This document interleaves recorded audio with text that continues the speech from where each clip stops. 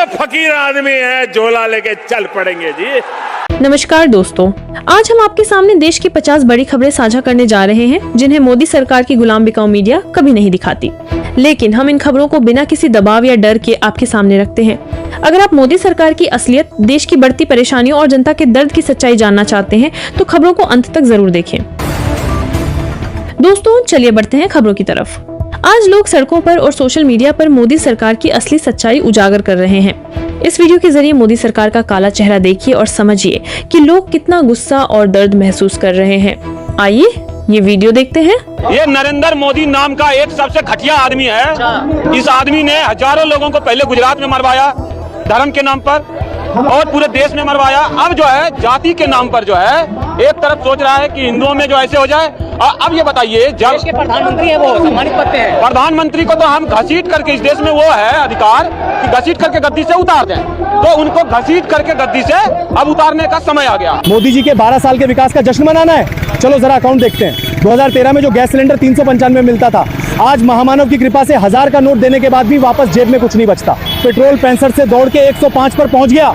और तेल मसाले, अरे खाने की तो बात ही मत करो, आज खाने का तेल 70 से 250 पार हो गया। आज जनता को भूखा रहने पर मजबूर कर दिया मोदी जी। आटा 50 हो गया, चावल 100 हो गया और दाल दूध के दाम तो जैसे आसमान छू रहे हैं। दूध तो 75 रुपया। भाई ये आम आदमी का घर चल रहा है या लूट रहा है? सब कुछ में आग लग रहा है, बस सब कुछ चल रहा है। इस विकास में बस 3 चीजें कम हुई है भाई। पहली आपकी गाड़ी कमाई की बचत, दूसरी हमारे युवाओं की नौकरियां और तीसरी दुनिया के बाजार में हमारे रुपए की वैल्यू। जनता का तेल निकाल दिया इस विकास ने। और मोदी जी सुबह सुबह जो ट्वीट किए हैं ना, अब हैशटैग बदल लीजिए, लिखिए अडानी कल्याण के 12 साल। ये नाम सच्चा भी लगेगा और जनता के दिल को छू भी जाएगा। अब बस बहुत हुआ ये तमाशा। दोस्तों पिछले वीडियो में आपने देखा कि महंगाई और बेरोजगारी को लेकर लोग मोदी सरकार पर कितना गुस्सा उतार रहे हैं। लगता है अब मोदी सरकार को झोला लेकर भागना ही पड़ेगा। अब इस वीडियो में देखिए कि राम मंदिर में चोरी को लेकर आज हिंदू समाज मोदी सरकार पर भड़का हुआ है। लोग खुलकर कह रहे हैं कि ये सरकार हिंदू के नाम पर सिर्फ वोट बटोरती है, बाकी सब लूट और फरेब है। मोदी सरकार का असली चेहरा देखिए।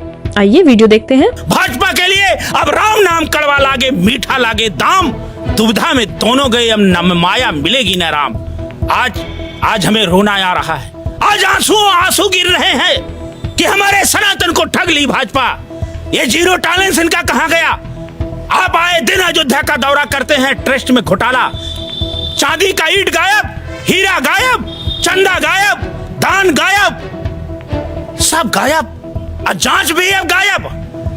आप हिंदू की बात करते हैं तो मालूम होता अशोक वाटिका में रावण सीता हरण पे शोक व्यक्त कर रहा है। याद रखो चंदा खोरो, हनुमान जी तेरे पूरे परिवार को मार डालेंगे। मोदी जी ने बोला कि मैं चौकीदार, तो कैसे चौकीदारी कर रहे थे कि चोरी हो गया? मैंने भी 500 ग्राम का चांदी दिया है, उसका फोटो भी है, पेपर में भी छपा था, लेकिन हमारे पास कोई रसीद नहीं है। तत्काल प्रभाव से ट्रस्ट को भंग कर देना चाहिए। कि राम के नाम पर चंदा लूटने वाले हमारे देश में जीवित कैसे हैं? भाई मगरमच्छ को बचाने के लिए मछलियों के ऊपर जाल डाला गया है। वो राम मंदिर है ये नहीं, वो तो RSS का कार्यालय है। एक नाम बता दीजिए जो कारशिवा में RSS के लोग शहीद हुए हैं। सबके सब चोर हैं, सबके सब बेईमान हैं, सबके सब भ्रष्ट हैं। कि मेरे भैया मुख्यमंत्री जी बुलडोजर शुरू कर दो, इनकी प्रॉपर्टी बुलडोजर लगाओ। अरे योगी मोदी चोर है, सीधी भाजपा चोर है, RSS चोर है, वहाँ RSS के लोग बैठे हुए हैं, भाजपा के लोग बैठे हुए हैं, और कौन है?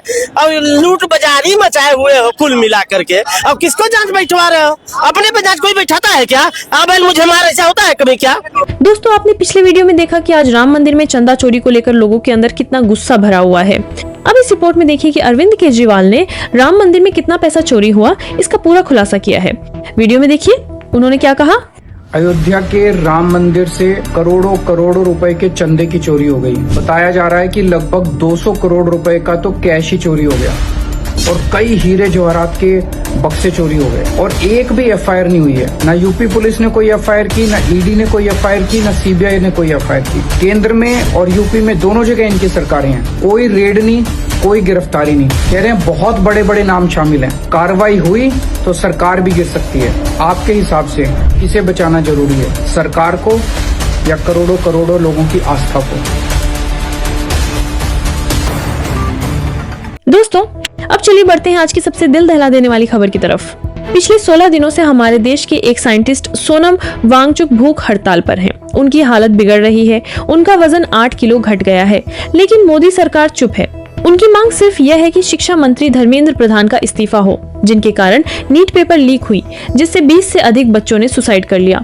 इसी वजह से सोनम वांगचुक पिछले 16 दिनों से भूख हड़ताल पर बैठे हुए हैं, लेकिन फिर भी मोदी सरकार शिक्षा मंत्री धर्मेंद्र प्रधान पर कोई कार्रवाई नहीं कर रही है।